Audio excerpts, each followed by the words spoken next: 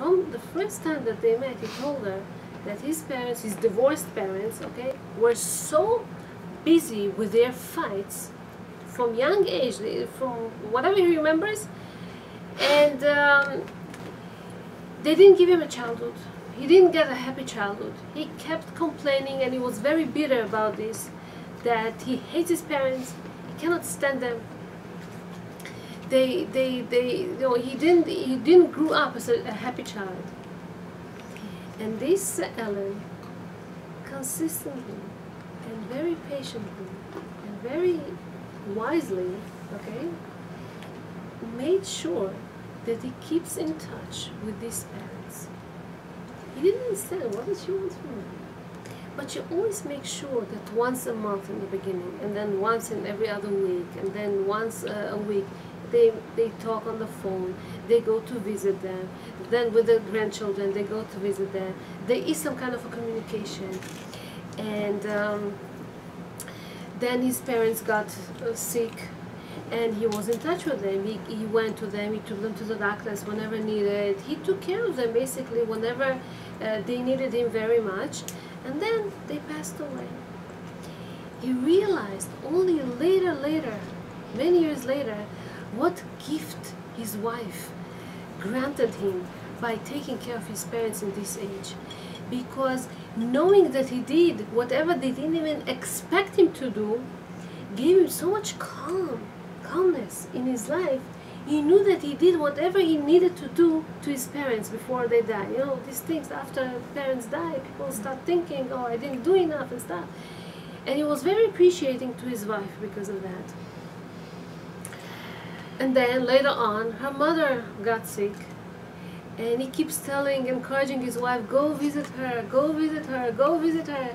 And she's like, how can I go? She lives so far away. What are you going to do with her? I'll take care of the kids. You go and visit your mother. It's so important. Go, go.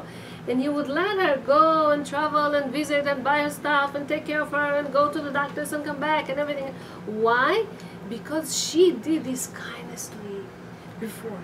She made him become attached or be in touch or don't lose this connection with the parents. See how much a woman can do.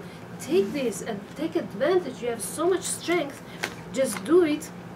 And sometimes our kids, they see how we act to our older parents and they imitate us. They want to do the same. I don't know, I think you heard this story. There was this father, they didn't act the right way to his father, his own father, and he threw him to a nursing home, wouldn't care, wouldn't visit and stuff. One day the boy, the grandson was by the grandfather, and it was cold and he was shivering. The grandfather, he says, please ask your father to send me some warm clothing because I'm very cold here. And he tells it to the father, and the father is like, what shall I sell him? What shall I send him? All my clothing are too good to send to him. Brand names. I cannot send him this thing. So, oh, now I remember in the attic there's some old clothing. So go and give this to him. So he sees 2 pairs of pants, 2 pairs of shirts, 2 pairs of this. He takes one to himself and he puts it back in the closet. Takes only 1 pair to give to his grandfather. The father is like, what are you doing? He says, I keep one for you. When you're going to get older, I'll give you this one the same way you did your father. The father, he understood on the spot what is he doing, and he got the message. People like that? I mean, is there such a cruel people? In America, when they don't know what is honoring parents, they are. Look at the movies. How they call their fathers, the parents? By names. My old folks. Oh, by name. My old folks. What is exactly? Yeah, they call them by names. They don't have this mitzvah of respecting parents.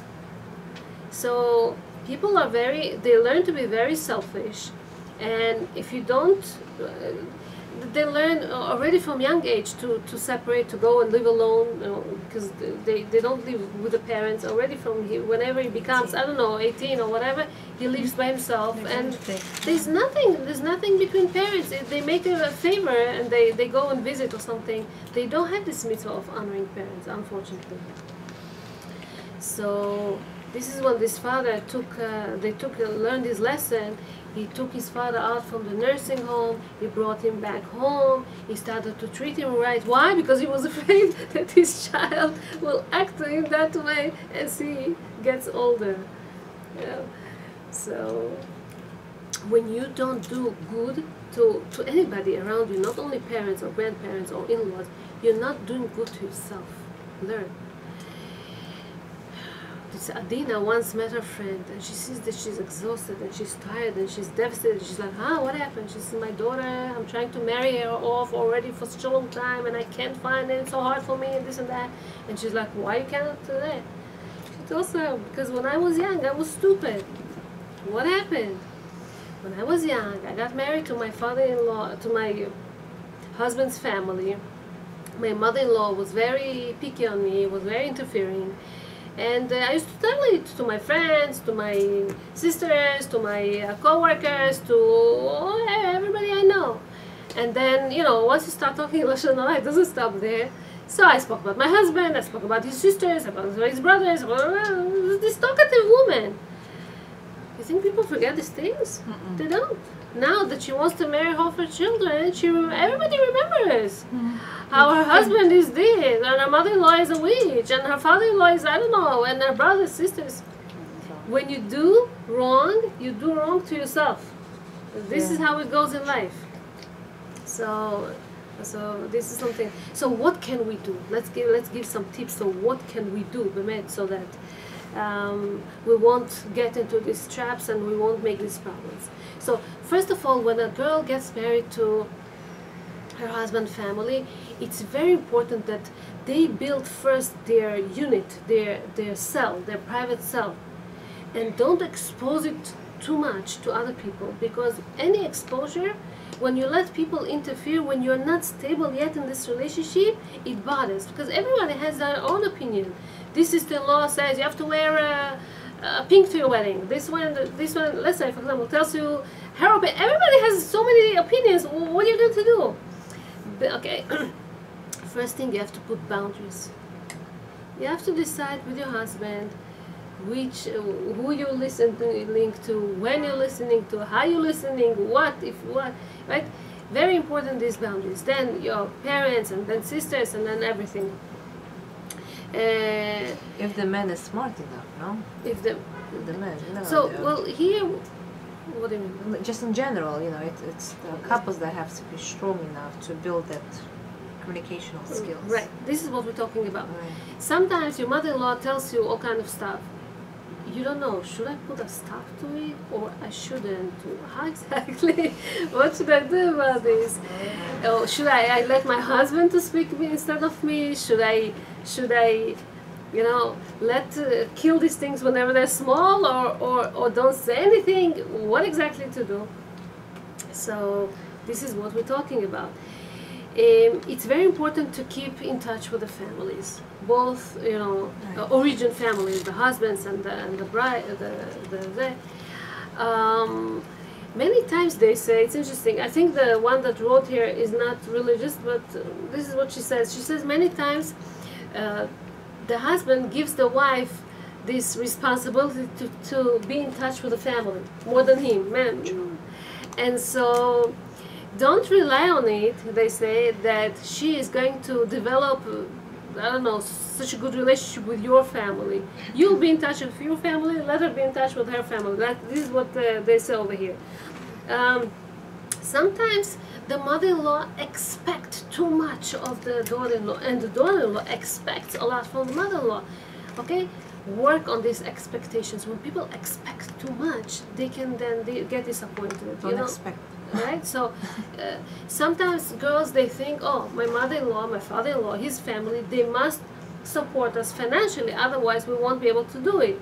Hello, they say, nobody must to support you financially or any kind of way. Sometimes women think, oh, I'm going to give birth, my mother is going to take of this baby, her mother, my sister is going to take of this baby, my mother-in-law will then. Don't build this And that's a major issue nowadays. That's a major issue. Ken, when you didn't finish studying and you have to continue to go to school or something, you build on your family to be able to go to school. But you have to ask the have to. Sometimes mother-in-law helps so much, and then she feels entitled to advise you.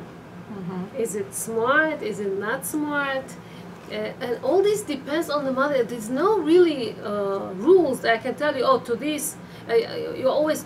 Because to some it will work out, to some it will not work. I know two of my dear students that live wonderfully with their mother-in-laws, but some they don't, and it's so hard.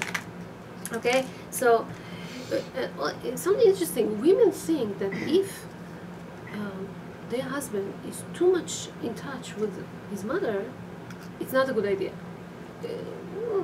Then you won't be able to develop this good relationship with her, and it's wrong. A guy that has a good relationship with his mother will be able to develop a very, very good relationship with you.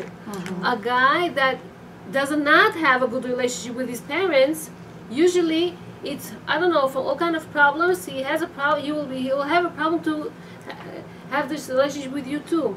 Don't be afraid when the guy has good relationship with his parents. It's for your own best. Don't be afraid. It's good. I think there's a difference though between a good relationship and like Controlling?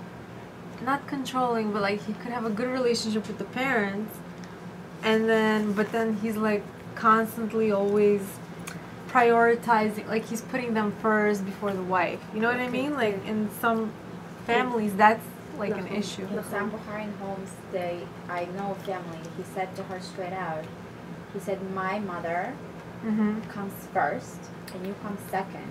Yeah, that's what I'm talking about. And the poor girl, she would come home and the mother-in-law's windows were facing her bedroom, whatever, her windows. And as soon as she saw that light switch goes on, the girl comes from work, she's already calling her. True, I see. And the poor girl, she's like, you know, I have to crawl on my knees, no light in my house, so this way she doesn't call me, she doesn't bother me, I have my own things to do. And she's like, I can't cook, I can't do, she's very controlling, she's always on top.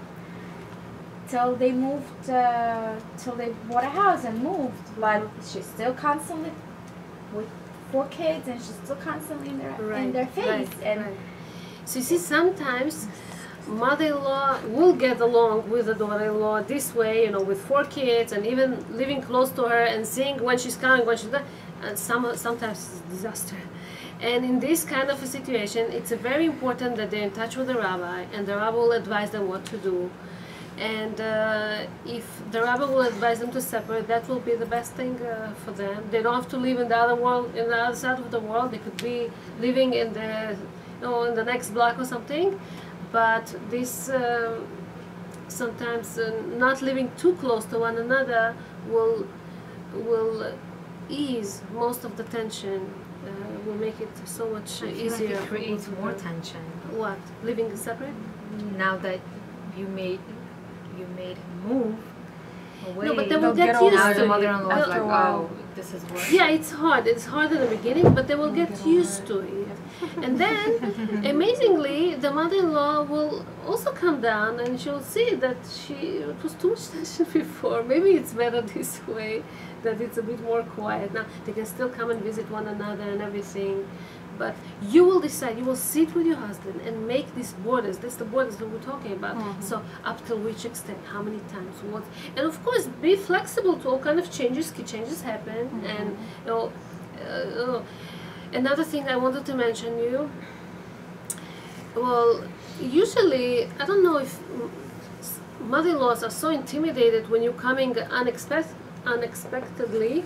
But daughters-in-law, they do. You know, they don't like when mother-in-law comes without calling first and notifying that she's coming, because they want the house to be neat and to have a nice cake on the table or something. I don't know.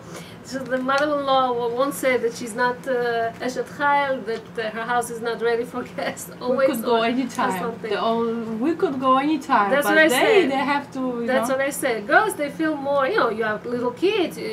Kids make the house messy, and it's fine. It's understandable. And this happened this week. You know, my house was in a mess. I just made laundry. I was, folding, and she decided to come out of sudden. She decided to come, and bags all over. My kids are doing homework, and she's like, going, well, what's going on here? What's going on here? This mom, you see, I can't. It's hard for me. I'm not catching up. So what's going on? Next day, she sent me a food. You know, she's like, get a help right away. The best woman. Like, you know, she understood. Like different mother-in-law, they would, you know, panic to the husband. What's going on? But the Bukharians, they have really hard time. We use it against you. Yeah. They really have a hard time letting go of their kids. I am talking for probably 98% of our community because I've seen and I heard the worst. I don't know how, I honestly don't know how people do it, but I didn't grow up in a Bahraini community till I got married to my husband, and oh my God. And my husband is the only son. So, you know, I grew up in a completely different part of Russia, and my grandparents, it was a treat for me to come and visit them. So me and my dad, we were very independent. So when we moved here, and like everybody was in each other's faces all the time, or God forbid I don't see my grandkids next day. Like, what are you talking about, you know? So it was a treat twice a year to see your grandparents, to spend like a summer vacation, or come for winter break, to, you know, or grandparents would fly in. It was a norm in a family. So getting married here, it's like, oh my God, is that what I signed up for? Like, but you see, life make you realize things. Like life will make you see that things got changed. It's not the same like it used to be. So back in Russia, if you used to live with your in-laws in the same house, and it wasn't strange, it was something obvious that everybody do. And here you just don't. And they have to get used to the idea that they have to let go their children. There's no, so Baruch Hashem, you still sit in a family, okay, in a holidays together, sometimes Shabbatot together. So this was something very new to me, to get used to, of doing this holidays and this is all the time. This is not like once a month. This is every single week, the same faces, the same people. And when we decided to move further out to Long Island, 30 minutes drive, they were like, what are you talking about? It's like I'm moving to a different planet. I'm like, it's only 30 minutes drive. But they made such a fuss over it. How are we going to see the grandkids? Look, it's only 30 minutes. And then, you know, like their mentality is like something. Now I have my own 3 boys and I have a girl. And I'm looking at it and I'm like, oh my God, you know, my daughter's 12. You know, like my neighbor across the street married off his daughter at 17, and I'm like, oh my God, you know, I can't laugh at it because I don't know where I'm going to end up. But will I react like, oh my God, my daughter is leaving me? Like, shiur asked me, she's like, Mom, will it be okay if I live across the street from you? I said, why would you want to do that? She said, no, maybe you can help me out. You can like watch my kids if I need to go out, or like I do shopping. Like, I'll come wherever you live, either across the street or you move to a different town. I'll come. I promise I'll help you. I don't want my child to grow up knowing that she has to depend on me. Because as a kid growing up, I was very independent. And that's why I think I want to invest in my family versus where my kids, I don't want them to be glued to me. I want them to be able to express themselves as an independent individuals, not to know that their mommy is right behind. I'll be there no matter what.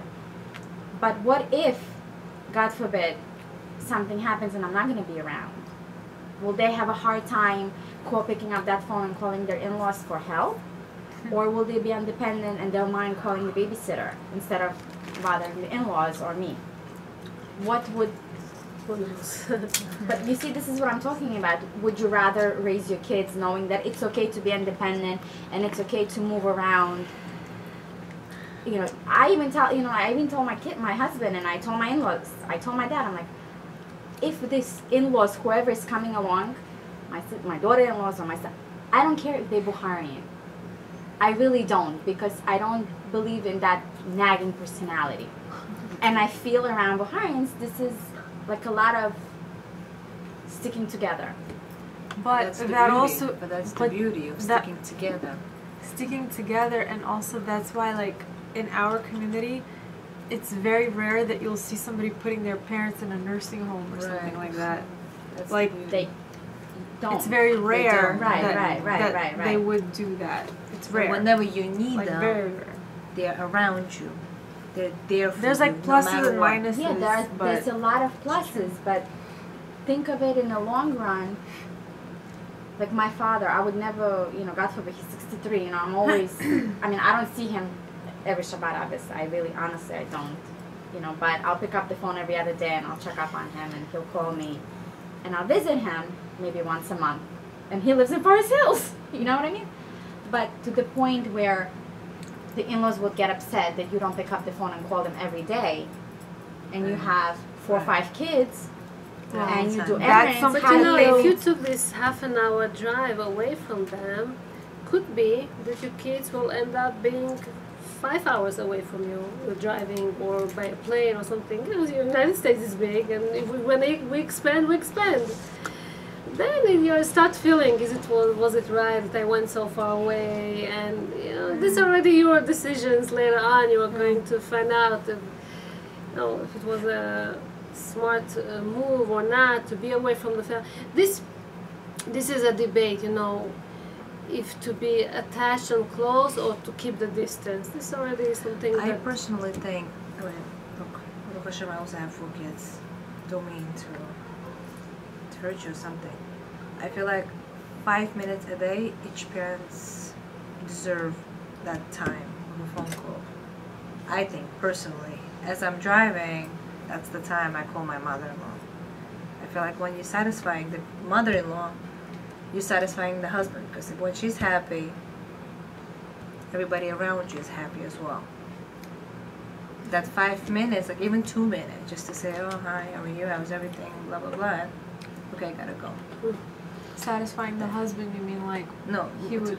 I mean, Why can't he pick up the phone and call his mom? he does it all the time.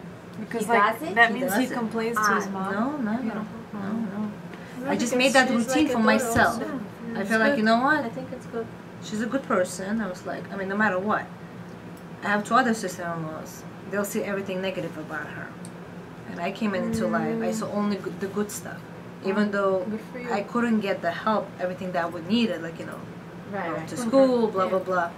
I look at the good side. I was like, why would she help me? Would I want to help my kids? Meaning, the way my mom is helping her daughter-in-law? I was like, no. Because I see my mom doing so much for my sisters that they even took the advantage and they have abused her physically. Because she did so much and they were dependent on her. And I said, I don't want that life.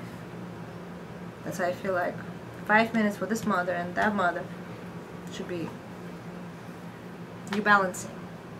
And both of the parents are it's very like a happy. must. For me, it's like a must It's like routine. to call Right. my mother-in-law first, and then my mom in And the then my morning. mom, it's the same. Literally every day. First, Every I call day, my mother-in-law, how you Every day. feel, and Well, then Hashem, they have good relationship with Wow. their mother-in-law. Yeah, it's, they do. it's something that we have to learn. I mean, I have a good relationship with my mother-in-law, but she's not the type of person to talk on the phone much. She's not like Just chatty. you want to, Like that's it. some people, they're chatty, but So that's good. if I feel like Yeah, good good for for you, you. she's not chatty. No, my I'm husband like, would come I'm in into busy, the I'm sorry, I house, and I'm on can't. the phone with his mom. Right. He's like, why are you on the phone? You're supposed to be spending time with the kids. I'm like, Mom, the boss is here. I gotta go. Hang up that's the it. phone. But then I'm like, why don't you call? She complains to me that you don't call. That's why you can call. But you're telling me that I have, you know what I mean? Like, so it's the time that she's at work. Right. First half a day, she's busy at work, and I'm home doing my own whatever things. And the only time that she gets home in that second day, part of the day, so I'm already home with the kids. So when am I supposed to call? Right. What about after they go to sleep? I mean, everybody knows That's my the family. time when I'm either here or I'm Right. with babysitting my husband. Right. Oh, okay.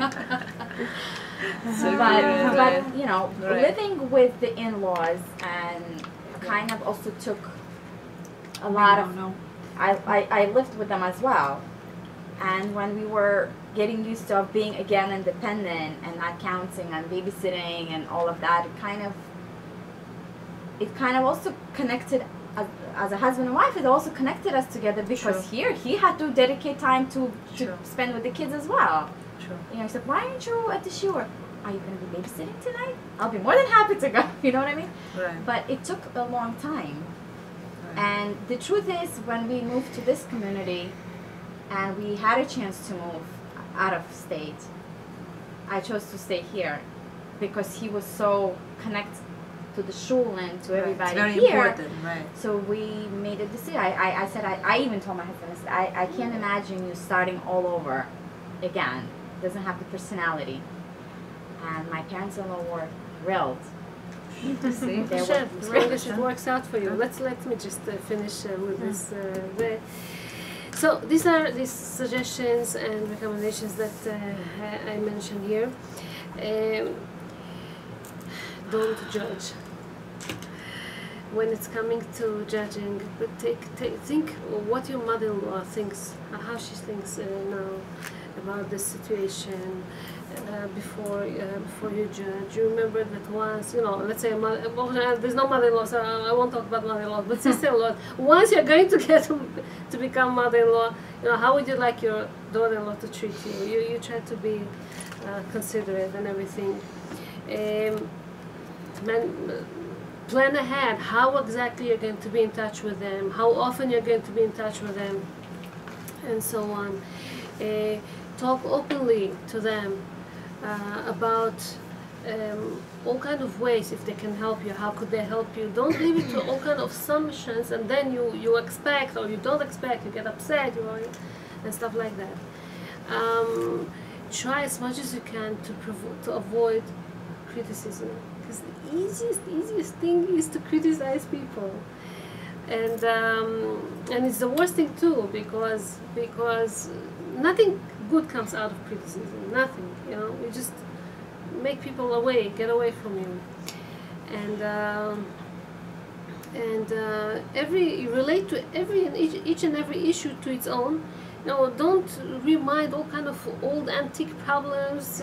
What your mother and what your grandfather told me in the wedding and why they're so like this. To the point. Don't complain to your husband about your mother-in-law.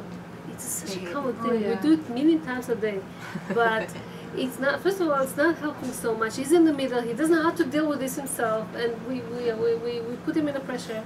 Same way as we will tell mother-in-law, don't come to your son and complain.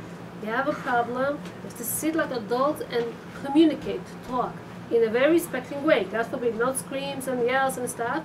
Sit and it will calm most of our. Yes, it's at a big tension now, but it's better than what she said about me, what he said about me, and stuff like that. Don't make your kids be in the middle between you and your in-laws. Tell Saba and Safta this and this. Tell Saba, or your mother-in-law can ask them. So, what did your mother cook for dinner today? Or where did you spend? I don't know. How much?